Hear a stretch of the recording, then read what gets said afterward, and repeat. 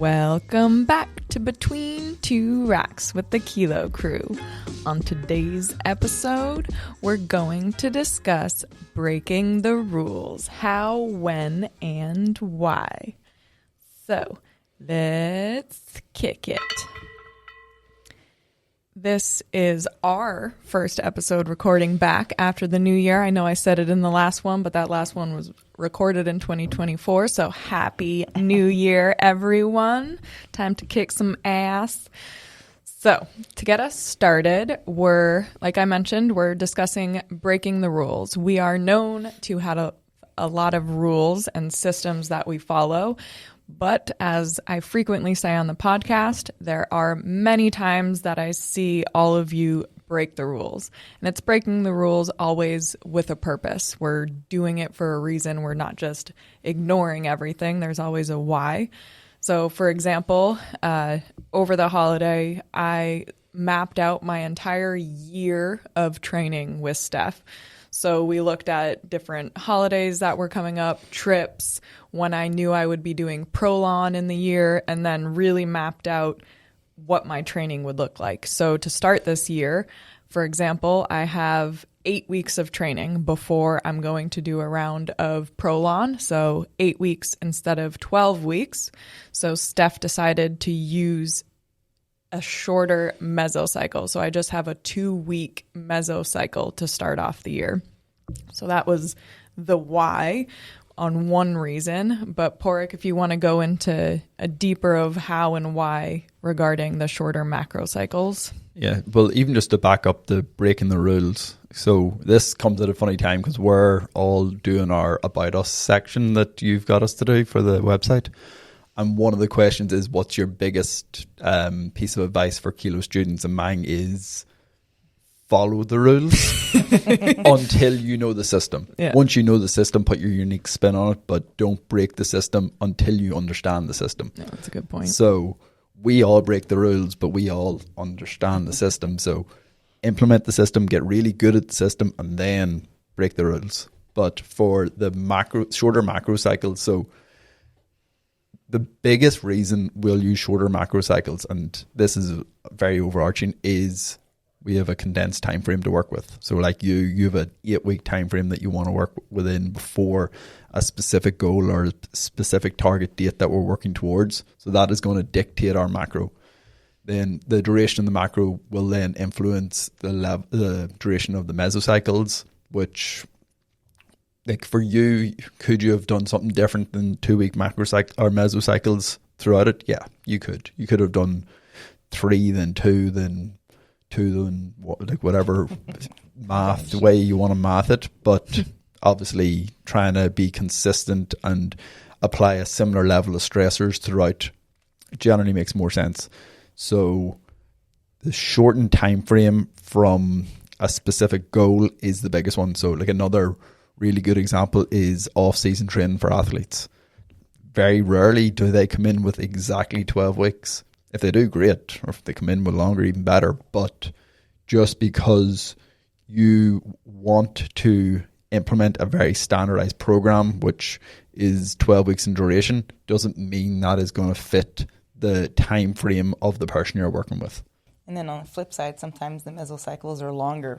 So for a newbie, changing a program every 3 weeks sometimes is hard for them. They haven't learned the movements or anything. So then you can go to a 4-week mesocycle. Yep. Depending on the person. Yep. Going back to the athlete example, like if the off season is a little bit longer, well, then you might contemplate if it's more of a novice trainee or athlete, you could have like your GPP being a little longer. So your mesocycles within the GPP could be a little longer. So we're spending more time in the general preparation phase. Somebody more advanced, it might be the opposite.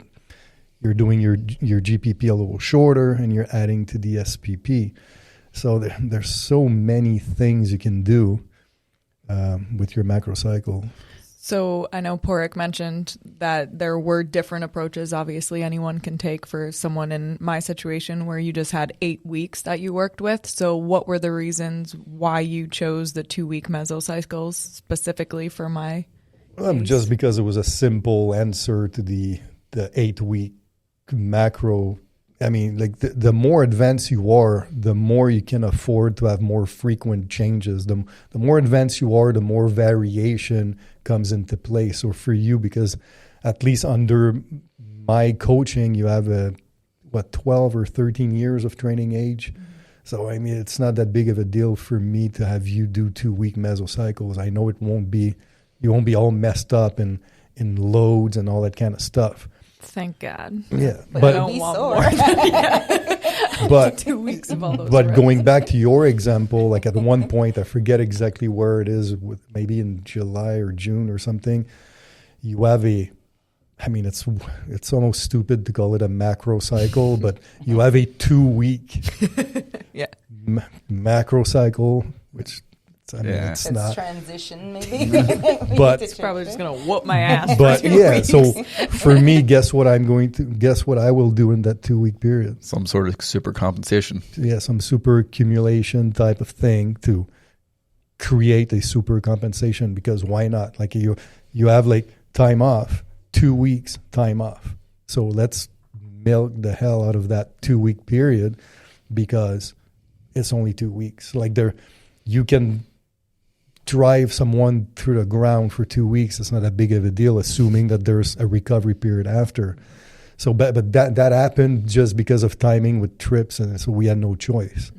Mm-hmm. But it's not really a macro, but it just worked out that way. I think, again, it's important to pay attention to how we're talking about like a whole year, again, because when you guys look at your clients' programming, even though we have some clients that just sign up for 3 months, we're always like, okay, but just know that approaching 3 months is different than approaching an entire year.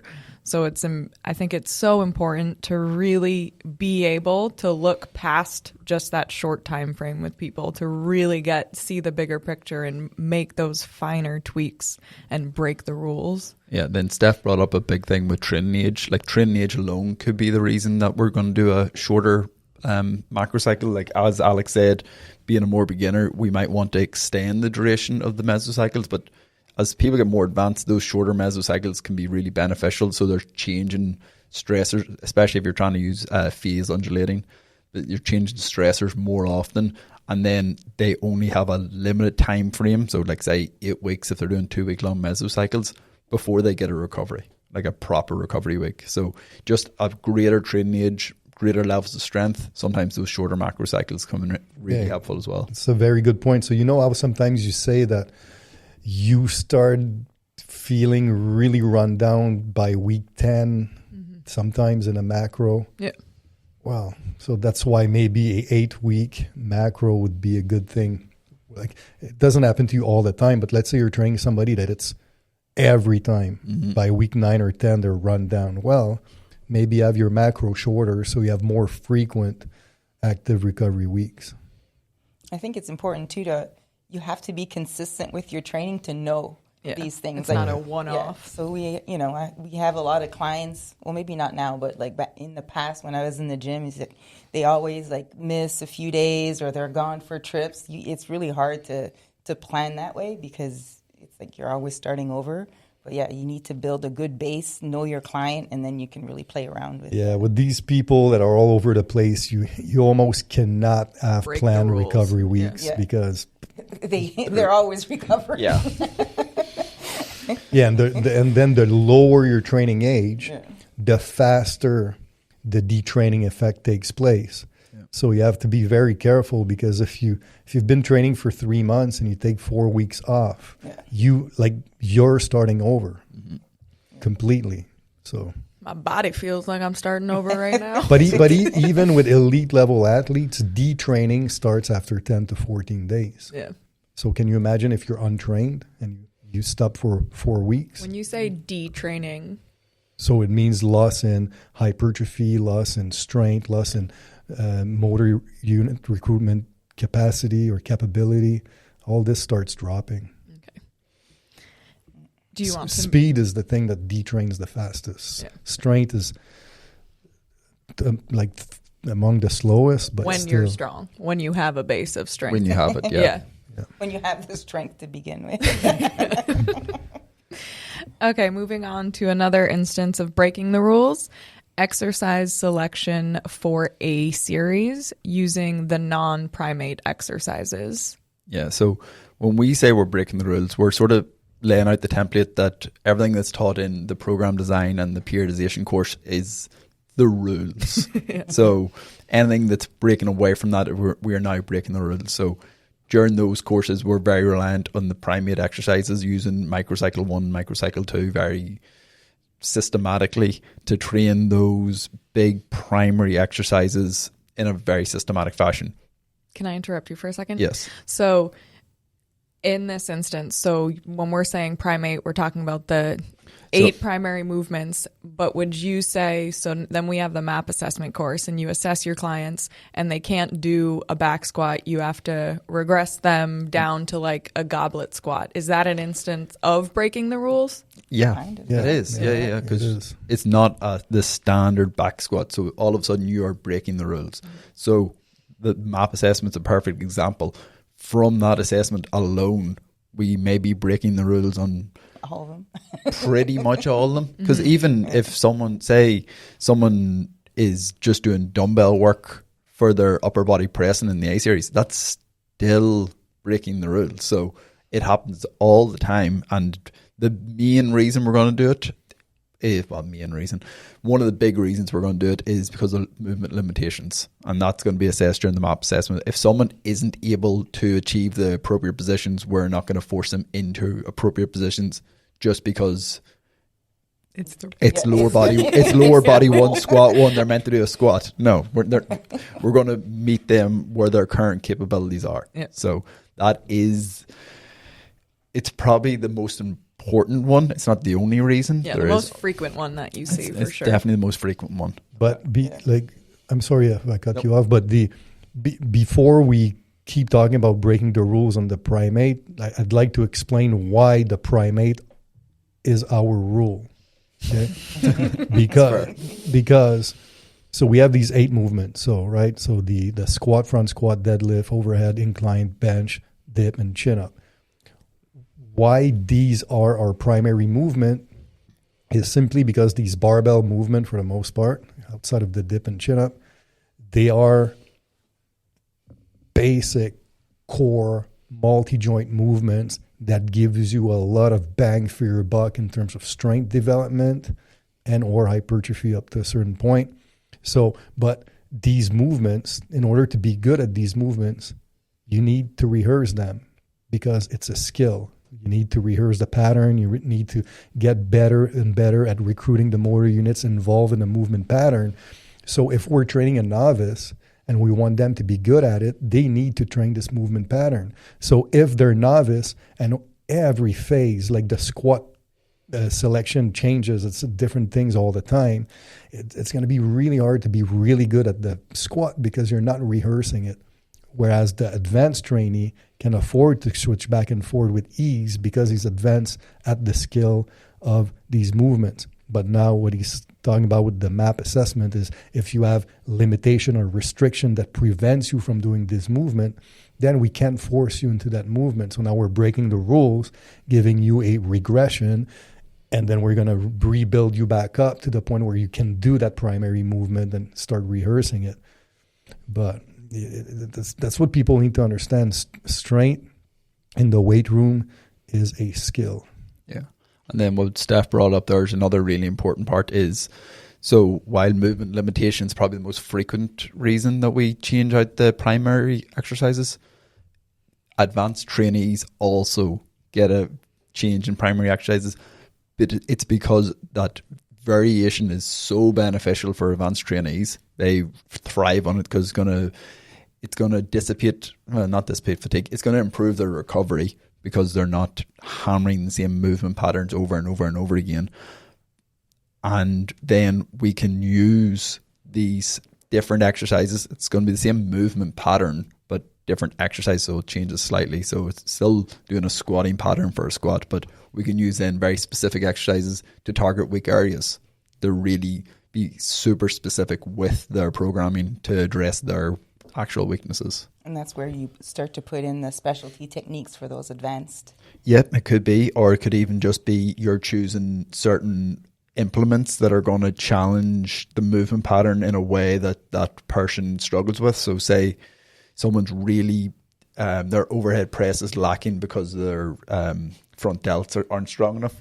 Doing like a football bar or log is really going to challenge that. Having something way out in front to the front delts really have to work hard. So we're still we're still keeping the pattern, but we're changing the exact execution of the movement through implements or positions or basically heels elevated. We have the pattern, we have the PRIMEIGHT, and sometimes you have to regress it, and then sometimes you have to progress it depending on the person. Yeah, or something. I mean, Porg's a great example in your last couple of phases at the end of the year is your primary squat pattern was a single leg squat. Yep. So that's way far out of the typical back squat, but is it a squat pattern? Yes, but it's single leg. So for you, it allowed you to deload the lower back and stuff like that. It ended up getting a little heavier than I thought it was gonna, but yes, it did. It allowed a deload compared to the bilateral variation of a squat. But so, like, what's the most weight you use? Like 250 or something? I think 245. So 245, but 245. Think about this, people. This is 245 on a single leg squat. Yes, but compared to what he's able to use on a back squat. Yeah, so the specific musculature probably was getting more stress because I'm not back squatting with 450, but or more than 480, 490. But yeah, the systemic stress on the body wasn't as great. Yeah, but even the spine, the lower back, obviously the knee joint and all that, that's a lot of overload. But anyways, that's one way to break the rules. But he broke the rule for a very specific reason. But it was still technically a squat pattern. It's not like you replaced the back squat with a seated calf raise. Yeah. Well, and there's whole how Porrick said when we're referring to breaking the rules and we're going back to always looking at like the program design course, and then we have the map assessment course where you're still doing what you're doing in the program design course, you're just manipulating that A series exercise. But then you look at something that breaks a lot of the rules is when you need to use PAB. So PAB restructures the entirety of that A series. We're just we've got a new set of rules. So that's just that is, to me, that's just a separate thing you look at differently, and that's a new set of rules, and it's a new system because it's so far removed from our other systems that you just have to put it to the side. It works it complements the other systems, but it's a different system. And how I think this is a good thing to explain because we have the map assessment course. So when do you choose just to break the rules within the program design course and apply the map assessment course? And then when you really need to implement a PAB with a client? That would be a reflection on the level and or amount of weaknesses that you've perceived in the map assessment. Yeah. Or time frame. If someone has 12 weeks and they're competing at the end of that 12 weeks no matter what, it sort of forces your hand a little. If they say you've got a year, you can do whatever you want. You can take your time and slow burn it. Which is always the best option. Yep. But another factor for breaking the rule would be, for example, so that's something I do a lot with my clients. It's, let's say you're doing a hypertrophy or absolute strength macro where the accumulation phases are lower intensity, so significantly higher reps.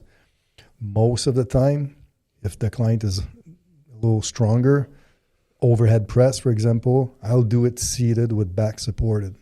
Because if you're doing 10 or 12 reps of overhead press standing, the core, the lower back, the abdominal wall would be a huge limiting factor. So in that case, I'll break the rule of the standing overhead press and we'll do a seated overhead press just to increase stability so we can actually have more work dedicated to the shoulder complex.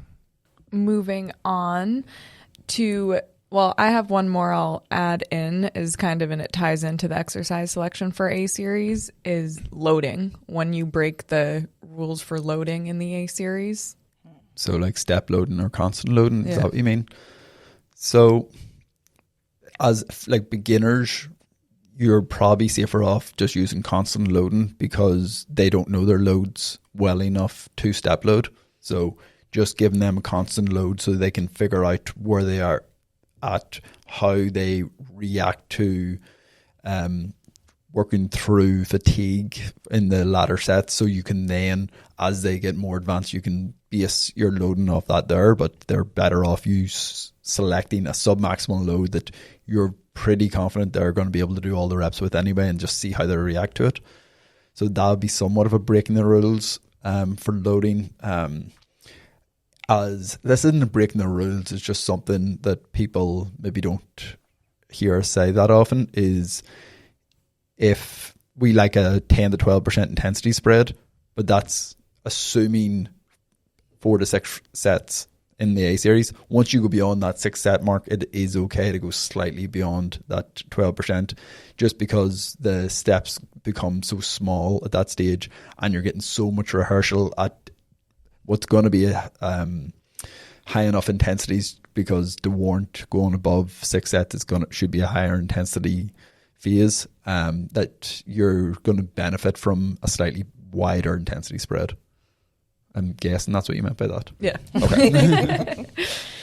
Okay, moving on. I'm sure this will be a big one, but is different periodization models. So when we select different periodization models, which break the rules, because I think most people always know us for undulating. Now we've spoken on a lot of the other ones, but in what instances do you apply them? So again, our standard that we're calling the rule is phase undulating periodization. But there is circumstances we use lots of others, like Alex brings up pretty regularly when she uses standard periodization.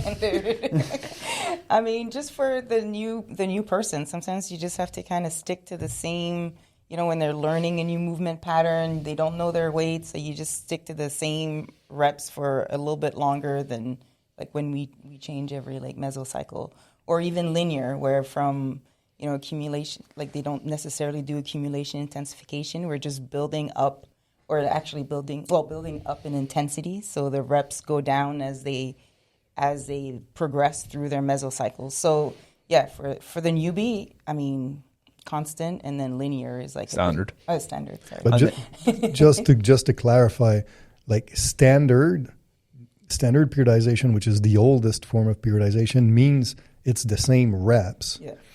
For a long period of time, but there is still a linear increase in load. So she might do, let's say, 10 reps with, 4 reps in reserve with a conservative load, and then week 2 or whatever, then you increase a little bit, and you still do 10 reps. You increase a little bit, you still do 10 reps. So this would be standard, but there's still a linear increase.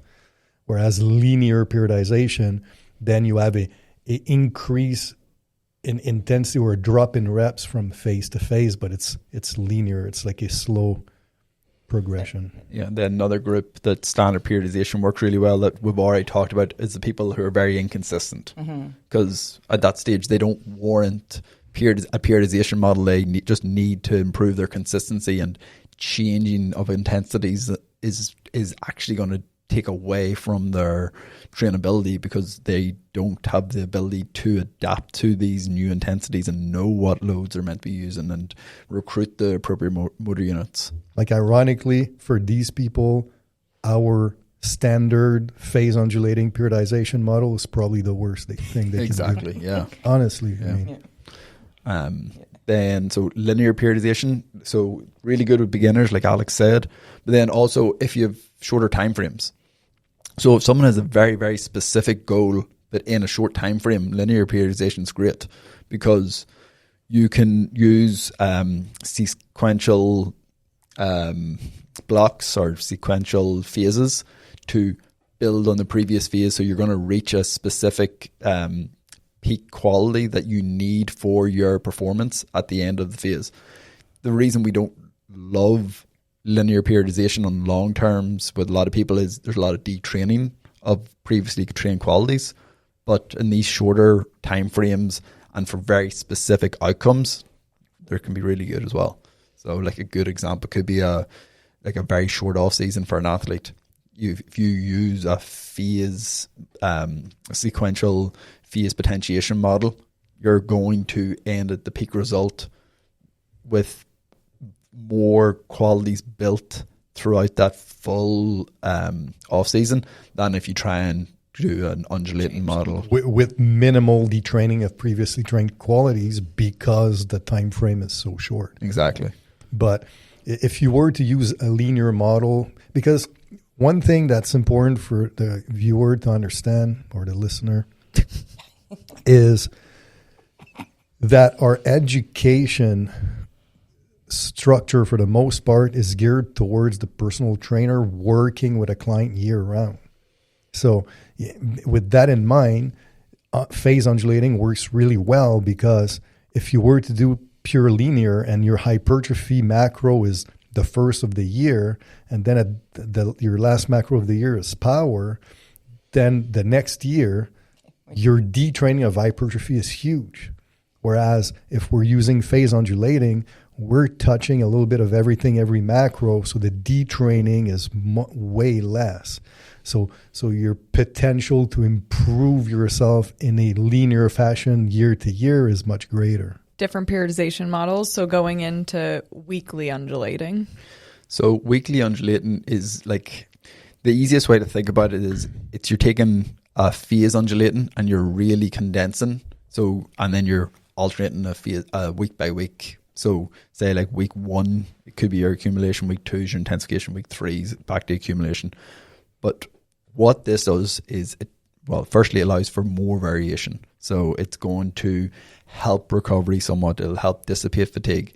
But what you can then do because of this is we can push the stressors even further, because we can now that we're dissipating more fatigue through more variation, we can create more fatigue because we now have the ability to dissipate it. So say someone has a very specific goal, like strength, body comp, whatever it is, we can really drive the stressor to a much greater level, because we know it's only 1 week, and then they're getting a deload from that stressor.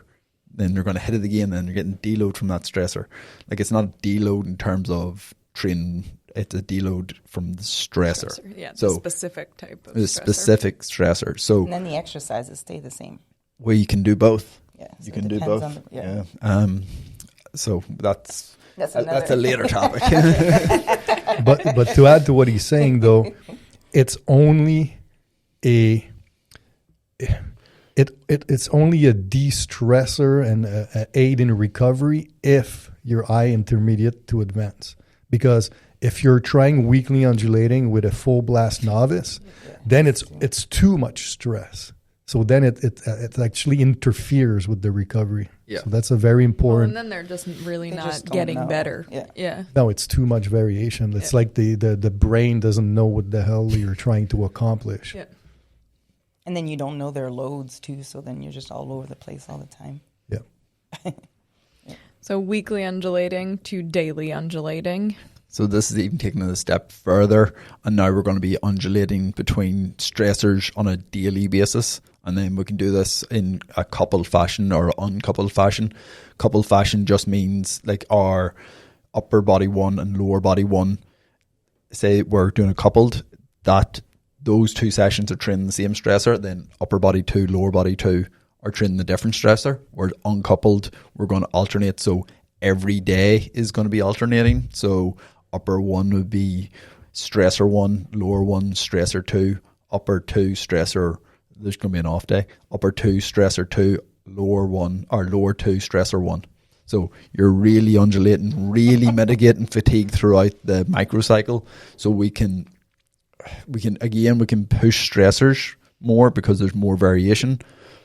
But to me, this one's more appropriate for the really advanced, really strong people who don't need their stressors driven drastically, but are going to really benefit from a lot of variation and how much workload is expected of them on a daily basis. Comprehensive periodization and program design seminar. That approach is also really good for the because there's also the psychological aspect of training, and like these people who thrive on variation, like, you know, the people who get bored and really easily with training. Still, let's always say earn variation. No. People get bored, and I'm not talking about Joe Blow throwing 2 times a week. That's like, oh, I'm bored. No. I'm talking about people that have been through the grind. Their body takes the beating every time they hit the weights because they're so strong and they do so much. But like, I've been doing daily undulating now for, I'd say 6 months at this stage, or very close to it. I definitely maintain my qualities way better using a daily undulating model than a phase undulating model. Every time I do a phase undulating, my work capacity and accumulation phases drops off by the end of the 3 weeks of intensification. This year, daily undulating, just since I'm touching it each week, it stays. Same with the intensification phases, neural ability to constantly recruit and have good good performance, like high level of intramuscular or motor unit recruitment is significantly better. So for me, I now know that this is a better model for if I want to have a better overall display of fitness, and whatever fitness is. For the coaches out there, what's very interesting with PORIC, which would be a good cue as to help with your decision making, is PORIC was one of these people that with typical phase undulating, if he took just 1 week off of active recovery, 1 week off, his performance would decrease drastically. So that shows you that if he does 3 weeks of something, 3 weeks of something else, by the time he gets back to the original thing, he's most likely to have more detraining of that skills than somebody else that after an active recovery week has a low drop off. So that could be a clue. Maybe somebody like that would do better with this approach. Or like during an active recovery week, if I didn't train, I would probably lose 4 pounds. Like my weight just drops off me. So that's maybe another one. Like, because now your active recovery, you kind of do like somewhat PABI or bodybuilding. Or actually take more time off than you used to too. Sometimes, very rarely.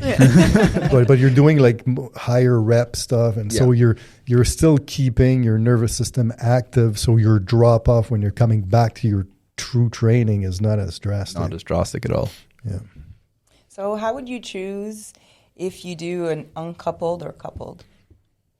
Well, so it goes with what PORIC was saying. So the stronger you are, the more neurally wired you are, the more advanced you are, the more you're going to benefit from an uncoupled microcycle, because you're dispersing the stressors even more within the training week, as opposed to the coupled macro where Monday and Tuesday you're training the same quality, and Thursday and Friday you're training another quality.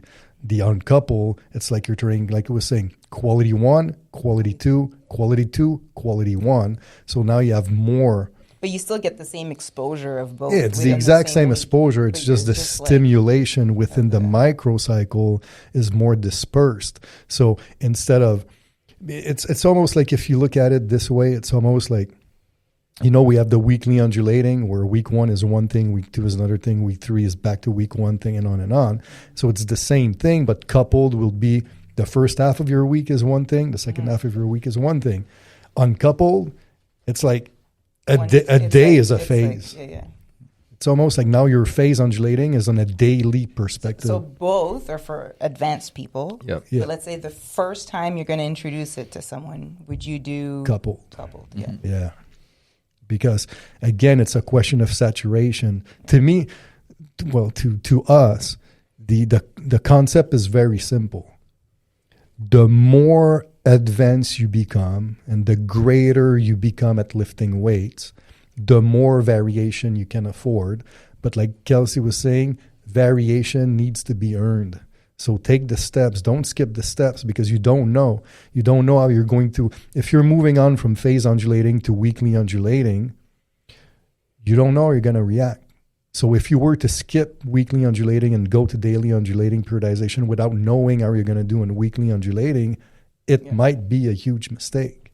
So you need to take your time and see how you're going to react to things. Because at the end of the day, the most important concept of periodization is saturation. So you need saturation, but it's just that certain people, when they come up to a certain point, the need for saturation is so little that an uncoupled, daily undulating microcycle might be exactly what they need. It sort of ties into the next one. So the wave periodization. So that's my favorite. So, but it's massive amounts of saturation because they're spending so long in one quality. So it's really good so it can be used with slightly more intermediate trainees than the likes of a daily undulating periodization, but there's still enough variation within it that advanced people can use it. But there's a high amount of saturation because we're going to spend a more prolonged period. So it's going to be more weeks continuously at one training quality. So you're really getting a high degree of saturation. So really good if you're trying to saturate a quality more so than like a daily undulating. Daily undulating is probably going to be a more sustainable longer term plan. But wave, if you were like, all right, we're going to focus on like a functional hypertrophy block. Like the saturation level that you can get from a wave periodization is really, really good. And then I didn't even write this in the notes, but then there's single wave and double wave. I don't know if we need to get into those details. But then you... Yeah, no. But like Porrick says... like Porrick says, wave periodization is more saturation, but you can create variation through a different block structure, which I think we're talking about later on. Probably. But even while there's more saturation because you're going to be training the same qualities for a longer period of time, there is still variation in the total workload completed from a week to week or bi-weekly, depending on what sort of setup you've got.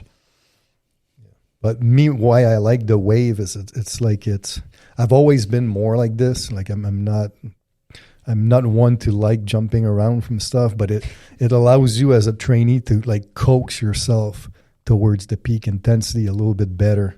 So how does it explain what the wave kind of I do want to go into the wave a little bit more because on time wise we can keep covering this and then we have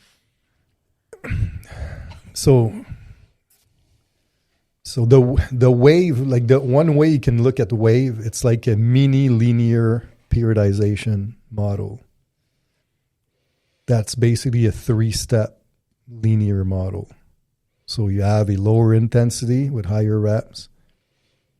Then you're moving on to a higher intensity with slightly lower reps. But it's nothing crazy. It's nothing drastic.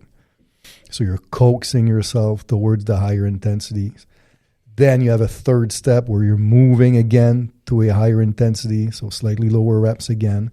So it's this smooth progression over 3 steps. On the microcycle? Or the No. Within the meso. Okay. So now it depends if you're doing single or double wave. Totally gets kids confident. Single would be across a block. Yep. And then double wave would be across a mesocycle. So you have this smooth progression towards peak intensity.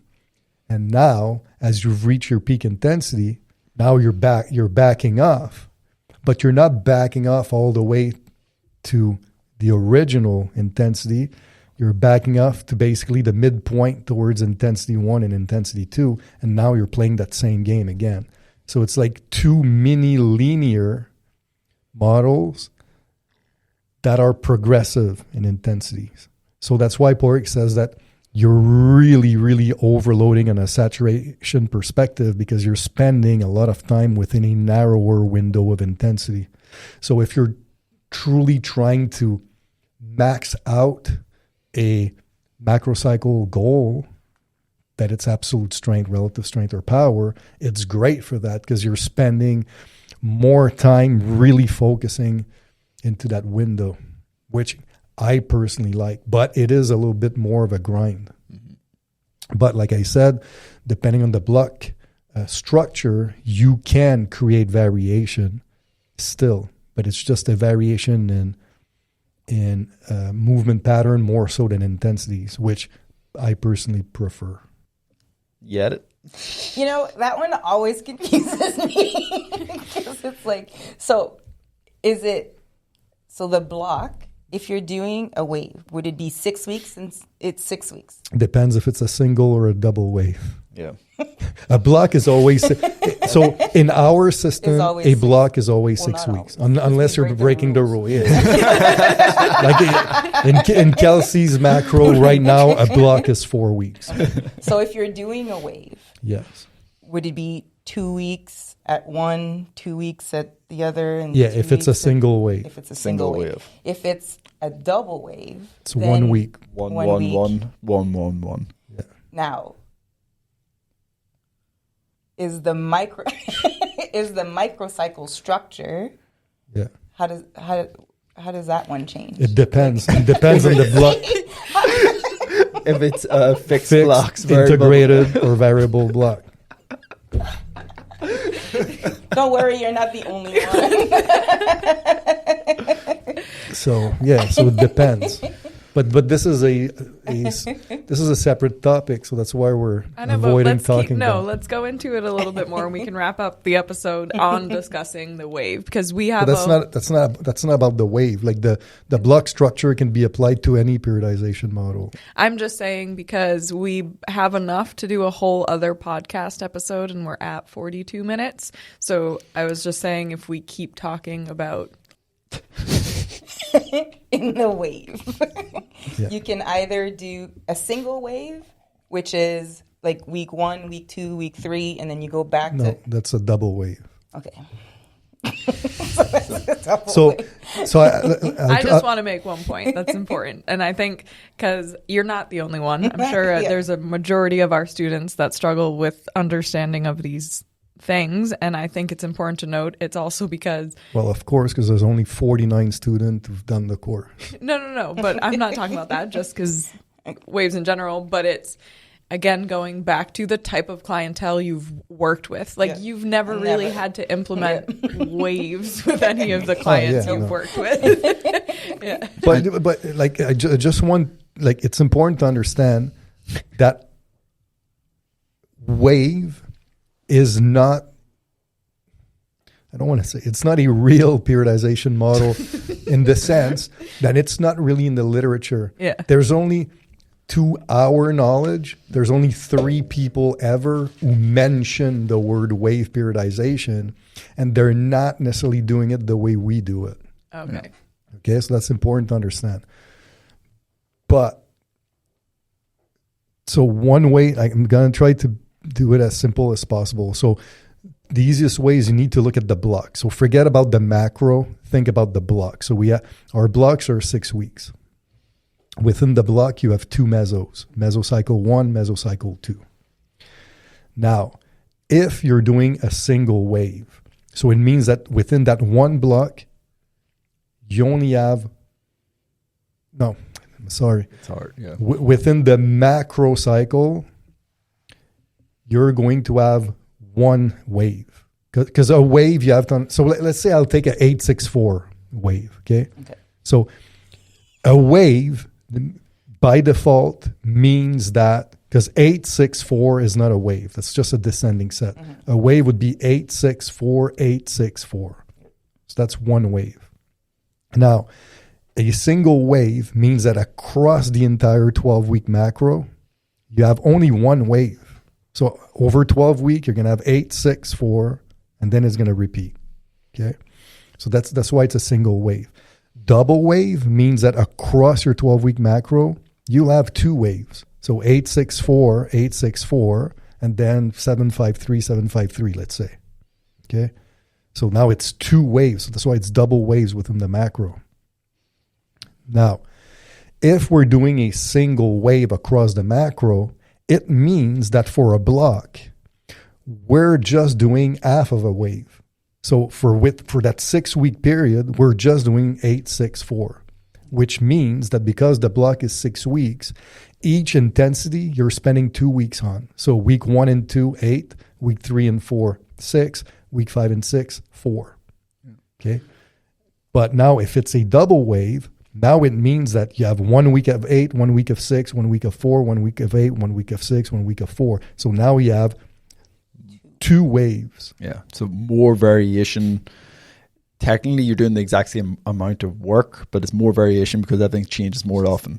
But I know both me and you prefer this. If we're doing a single wave, we really like an integrated block. Yes. So the integrated block is when we use our 14-day long microcycle. So each block, like in each microcycle, is going to be line up with the 2 weeks at each specific intensity and rep. So it means we're going to be doing 14 days at 8 reps, 14 days at 6 reps, 14 days at 4 reps, and then that's what I do all the time, basically. So my workout is a single wave integrated block structure. Yeah. But like say you're working with a beginner, you could do a fixed block single wave and it would work because it's basically a short-term linear periodization model that they're getting a very gradual increase in intensities. But since we're using a fixed block, so we're using the same microcycle structure for every week for the 6 weeks, they're going to get a shit ton of rehearsal of the specific primary exercises that they're doing. And it'd be great for a beginner. Yeah. So let's say we take our program design like microcycle 1 structure, which is overhead, squat 1, bench, and front squat. So a fixed block means that the entire 6-week block, this is what you're doing every week. Mm-hmm. So now you have your 8, 8, 6, 6, 4, 4 for the entire block. So now you have crazy saturation, but also a lot of skill development on these motor patterns because you're repeating them for 6 weeks straight. Now, the variable block is what we teach. That's our go-to. Yep. So variable block means that you would do microcycle 1 for the first 3 weeks, and microcycle 2, which would be incline, squat 2, dip, and deadlift for the last 3 weeks. So now it's a little funky in a way, but it doesn't matter. At the end of the macro, it evens out. It doesn't matter. But then the integrated, what it means is now we have week 1 is overhead, squat 1, bench, front squat. Week 2 is incline, squat 2, dip, deadlift. Week 3, it comes back to the overhead. So now that's why I use this, because yes, I'm creating saturation with the single wave in terms of intensity and rep schemes, but I'm creating variation with the exercise selection. So I'm only doing overhead every 2 weeks. I'm only doing deadlift every 2 weeks.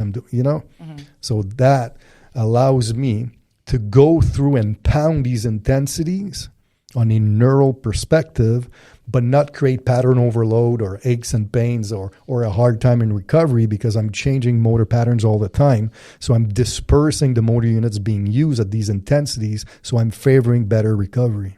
Yeah. So and these block structures can be used with any of the periodization models. It's just, it's easier to explain to wrap up wave. But so like fixed blocks that you're going to be repeating the same macro cycle for 6 weeks in a row are generally only going to be used mostly for beginners. There's very few other instances you're going to use them outside of a beginner, but it's great for a beginner because they get a ton of rehearsal. They don't have to worry about changing movement patterns. Will they get bored? Probably. They'll probably bitch, but that's okay. let them. Yeah, at the end of the day, results is what matters. Yeah.